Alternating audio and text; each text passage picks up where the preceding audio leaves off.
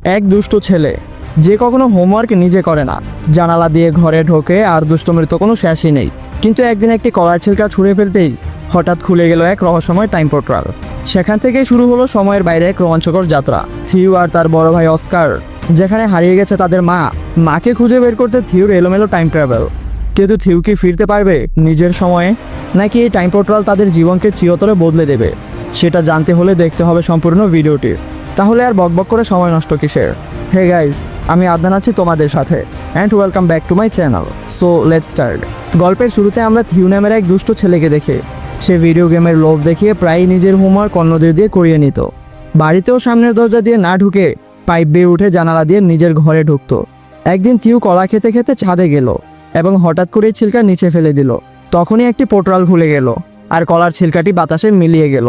Theo যখন ছিলকা পড়ার শব্দ শুনতে পেল না, তখন পেছনে ফিরে তাকালো। সে কনফিউজ হয়ে গেল এবং নিচে নেমে চেক করলো, ছিলকাটি তো এখানে নেই।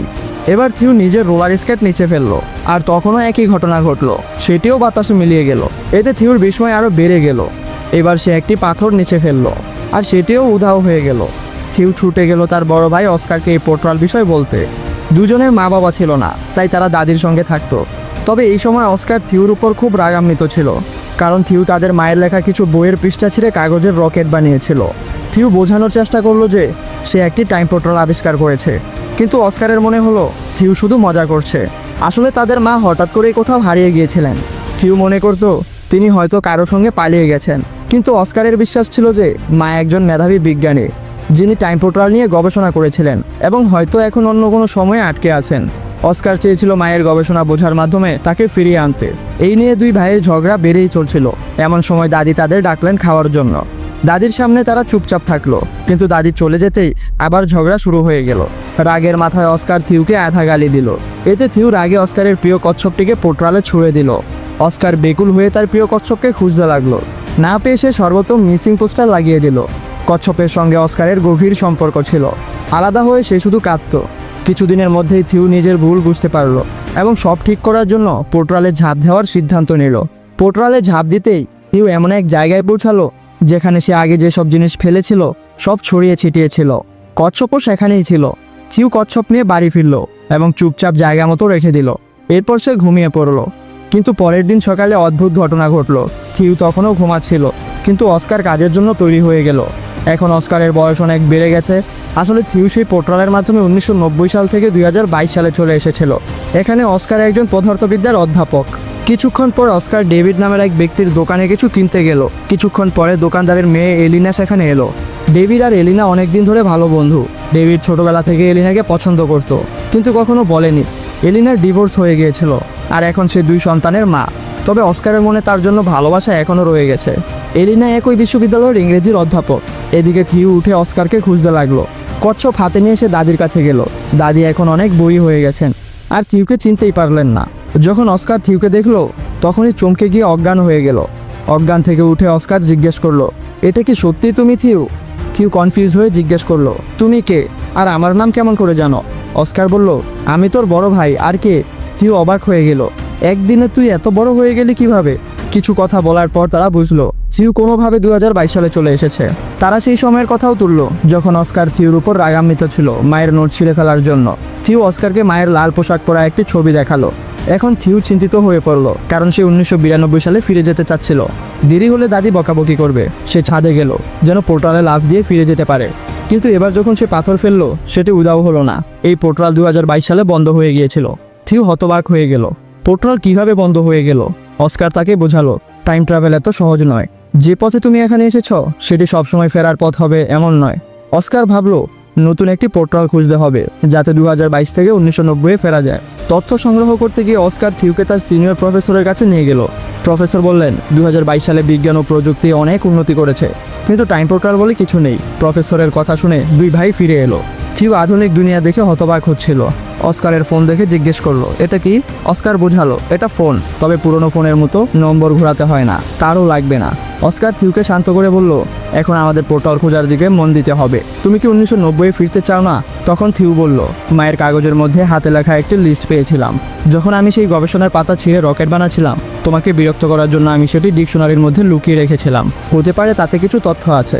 তারা দাদির কাছে ডিকশনারির কথা জিজ্ঞেস করলো। দাদি বললেন তিনি সেটি ডেভিডকে দিয়ে দিয়েছেন। পরের দিন সকালে অস্কার বলল সে ডেভিডের কাছে যাচ্ছে, আর থিউকে বলে গেল চুপচাপ বাড়িতে থাকো, কোথাও যেও না। কিন্তু থিউ চুপিসারে বাড়ি থেকে বেরিয়ে এক বিশাল শপিং মলে পৌঁছালো। মলের গ্যাজেট দেখে থিউ একেবারে হতবাক হয়ে গেল। বিশেষ করে সে যখন ডিআর হেডসেট ব্যবহার করছিল তখন ভুল করে সেটি ভেঙে ফেলল। ফলে অস্কারকে সেখানে ডাকা হলো এবং সব ক্ষতির টাকা গুনতে হলো। অস্কার থিউকে কথা না শোনার জন্য বকাঝকা করলো। এরপর তারা দুজনে ডেভিডের ডিপার্টমেন্টাল স্টোরে গেল ডিকশনারি খুঁজতে। ডেভিড জানালো ডিকশনারিটি সে বাড়িতে রেখেছে।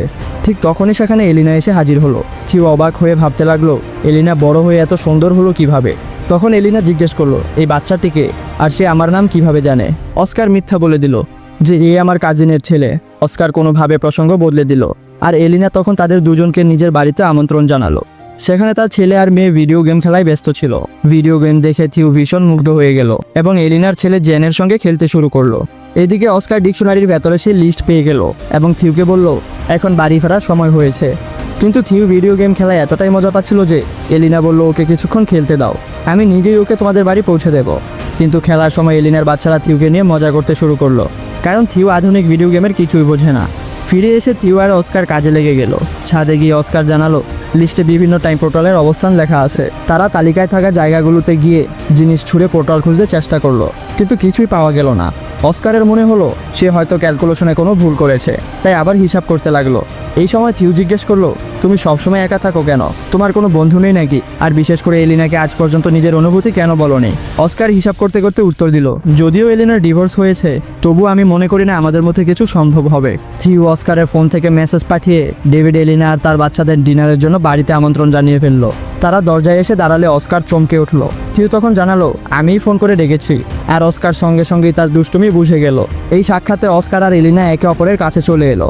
আর পরের দিন এলিনা থিউকে শপিং করাতে নিয়ে গেল, তাকে নতুন জামা কাপড়ও কিনে দিল। ট্রায়াল রুমে থিউ সবসময়কার মতো ফুটবল খেলার মজার কমেন্ট্রি করতে লাগলো। তার এই আচরণ দেখে এলিনার মনে পড়লো এ তো অস্কারের ছোট ভাই থিউ। সে থিউকে জড়িয়ে ধরে জিজ্ঞেস করলো, এত বছর গায়েব থাকার পরও তোমার বয়স কেন বাড়েনি? থিউ জানালো, আমি একটি টাইম পোর্টালে ঝাঁপ দিয়েছিলাম, যার মাধ্যমে সরাসরি 1990 থেকে 2022-এ চলে এসেছি। এলিনা বিশ্বাস করতে পারছিল না, কিন্তু প্রমাণ তো তার সামনেই ছিল। নিশ্চিত হওয়ার জন্য সে অস্কারকে জিজ্ঞেস করলো। তখন অস্কার ছাদ থেকে একটি পাথর নিচে ফেললো, আর সেই পাথর লাফিয়ে উপরে ফিরে এলো। এতে বোঝা গেল টাইম পোর্টাল ওখানেই আছে।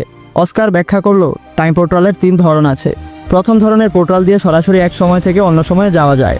দ্বিতীয় ধরনের পোর্টাল তোমাকে কোথায় নিয়ে গিয়ে ফেলবে তা জানা যায় না। তৃতীয় ধরনের পোর্টাল খুব বিপজ্জনক, কারণ সেখান থেকে আর বেরোনো যায় না। থিউ প্রথম ধরনের পোর্টাল ব্যবহার করে 2022-এ এসেছে। এখন তাদের সঠিক পোর্টাল খুঁজে বের করতে হবে, যাতে থিউ 1990-এ ফিরে যেতে পারে।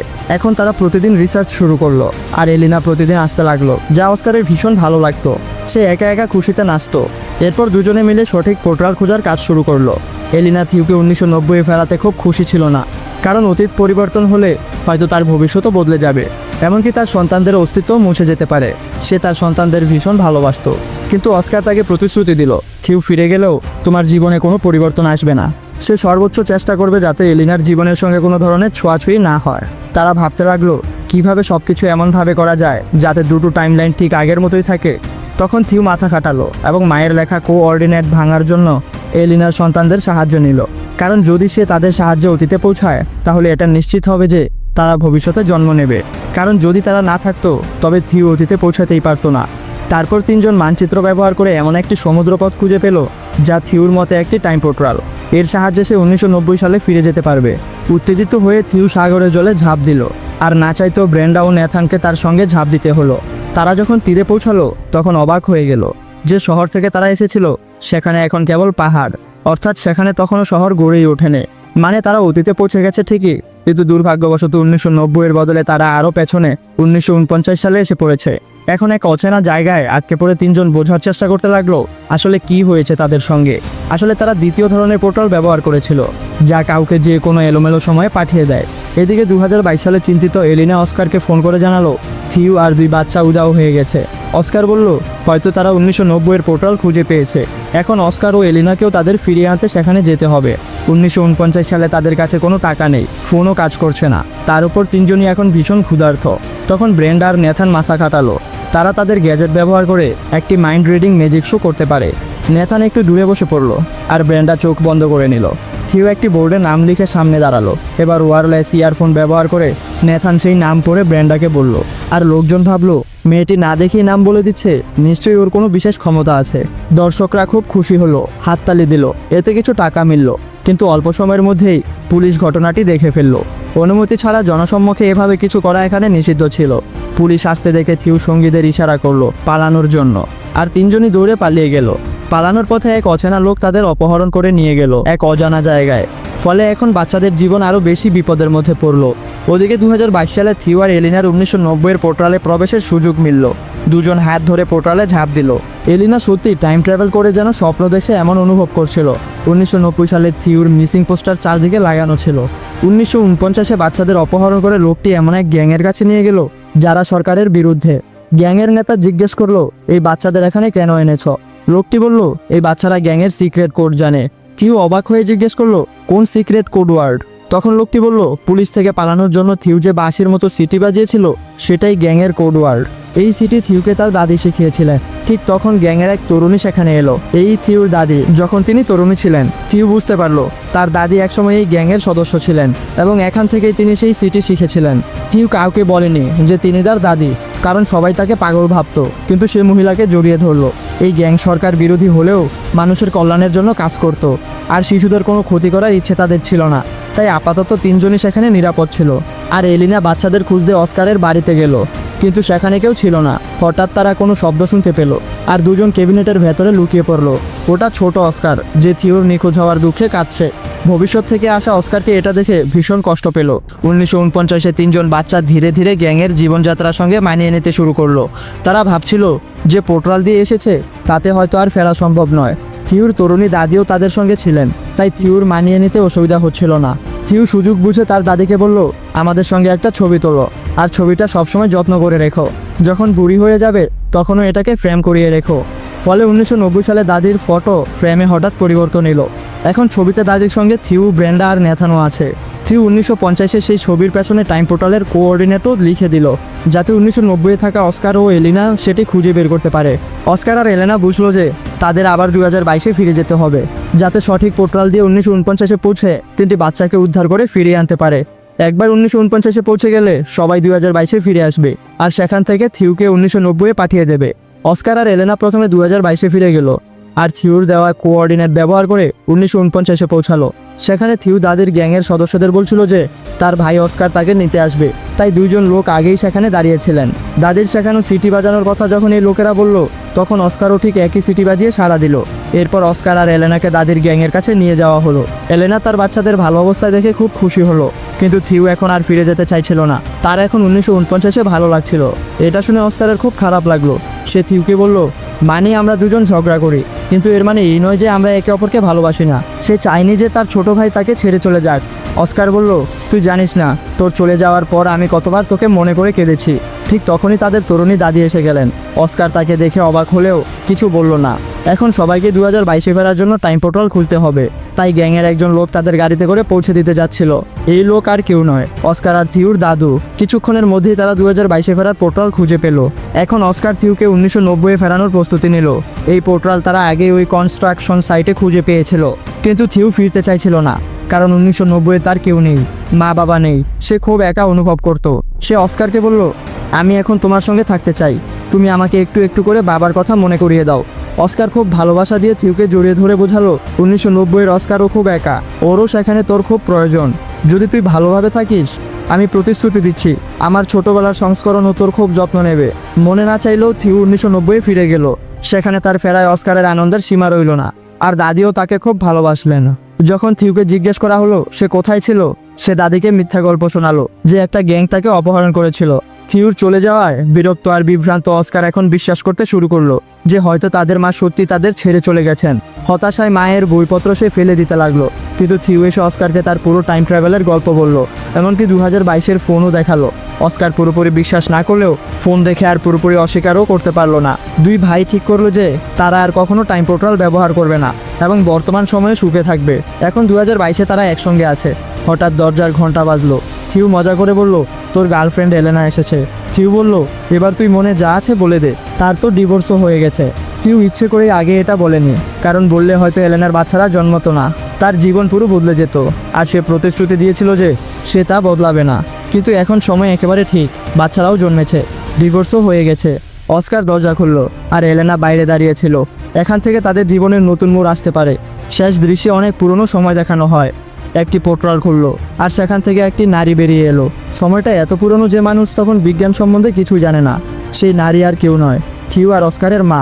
দেখা যায় তিনি একজন বিজ্ঞানী, আর তিনি মানুষকে বিজ্ঞান শেখাতে শুরু করলেন, যা ভবিষ্যতে বড় পরিবর্তন আনতে পারে। এখানেই গল্প শেষ হয়।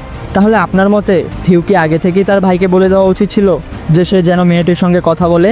হতে পারে তাহলে তার কখনো ডিভোর্সই হতো না এবং তারা সুখে শান্তিতে থাকতে পারতো। যদি ভিডিওটি ভালো লেগে থাকে তাহলে অবশ্যই একটা লাইক করে দিও। চ্যানেলে নতুন হয়ে থাকলে চ্যানেলটি সাবস্ক্রাইব করে দিও। দেখা হচ্ছে কোনো এক নতুন ভিডিওতে। ততক্ষণ পর্যন্ত বাই বাই, টাটা।